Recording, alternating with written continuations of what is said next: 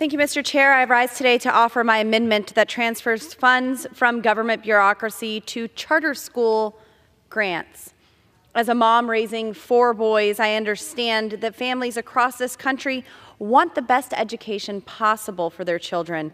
One size does not fit all when it comes to education and our nation's youth, and education matters are best handled at the state, local, and especially family levels.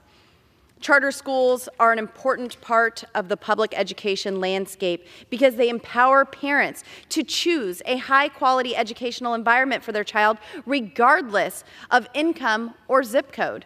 The unique educational experience of attending charter schools ensures more children have a chance to achieve the American dream. During the first 2 full school years of COVID, nearly 240,000 additional students enrolled in public charter schools. Charter schools were the only sector of public education to grow during the COVID lockdowns. They also serve our nation's marginalized children. A 2021 analysis of research on charter school effects and competitive influence by the National Bureau of Economic Research highlighted trends from 3 decades of research on charter schools. They found that charter schools boost student test scores, particularly for Black, Hispanic, and low-income students, and that attending charter schools increases college enrollment and civic engagement. The competitive impact of charter schools on traditional public schools suggests a beneficial influence on neighboring schools' student achievement. The charter school program is the only program at the Department of Education that supports school choice and allows parents to place their children in a school that works for their unique needs. Parents know how to raise their children better than government bureaucrats and teachers' unions. I urge my colleagues to support my amendment that transfers funds from the government bureaucracy to charter school grants. Mr. Chair, I reserve. Gentlelady reserves. For what purpose does the gentlelady from Connecticut seek recognition? Mr. Chair, I claim the time in opposition. The gentlelady is recognized for 5 minutes. I rise in strong opposition to this amendment because for me what this amendment does, it continues that road that's been laid out in this labor HH bill that where the Republicans, where the majority is moving to eliminate public education in the United States. This bill decimates public education by cutting the Department of Education by $22.5 billion, 28%. It seeks to plus up one of the only education programs that received an increase, the charter schools program. They increased it in this bill, cut everything else in public education. We have had some spirited discussions about charter schools on the Labor HHS subcommittee, and there are certainly some differences of opinion around the role that they should play in our public education system and whether they have historically received appropriate oversight by the Department of Education. But for the charter school program, which provides seed money to open new charter schools around the country, we should be in agreement on one point. This program has far more money than the Department of Education knows what to do with. In 2019, months after Secretary DeVos pleaded with our subcommittee for a $60 million increase to the charter schools program, the department approached us with warnings that demand for funding was low.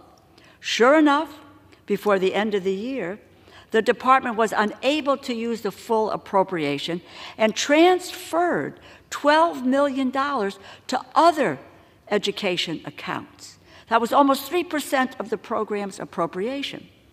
In addition, over the years, our committee discussed issues raised by the Inspector General, including findings that states have mismanaged charter school closures and that the department failed to provide any adequate guidance or oversight on the issue. And I know my colleagues on the other side of the aisle, they want oversight.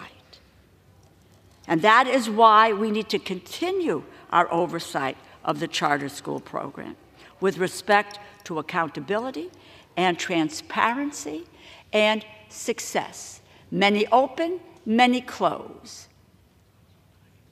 And many take people, and then they disgorge people.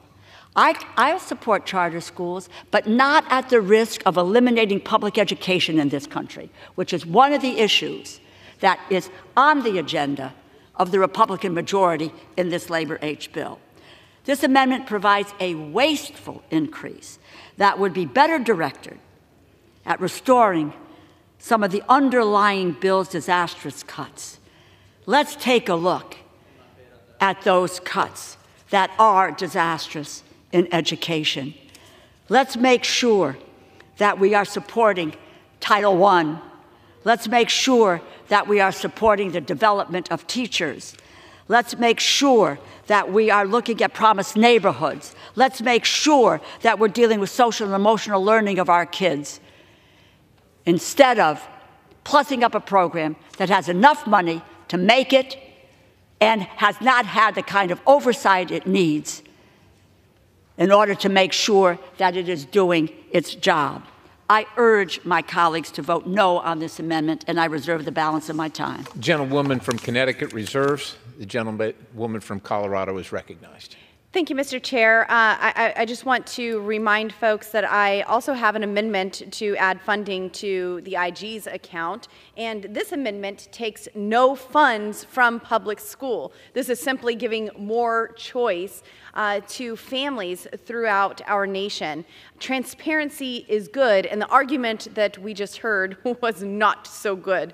Parents know how to raise their children better than government bureaucrats, better than politicians. We certainly experienced that during the COVID lockdowns with all the restrictions that we saw to our children's education, the educational experiences that they have lost through those 2 years, or some schools more, of the COVID lockdowns. It was a travesty, and I cannot reiterate enough that parents know how to raise their children better than politicians, better than bureaucrats, better than teachers' unions. We want to strengthen the charter school program, and that's what this amendment does, and I urge adoption. Mr. Chair, I yield.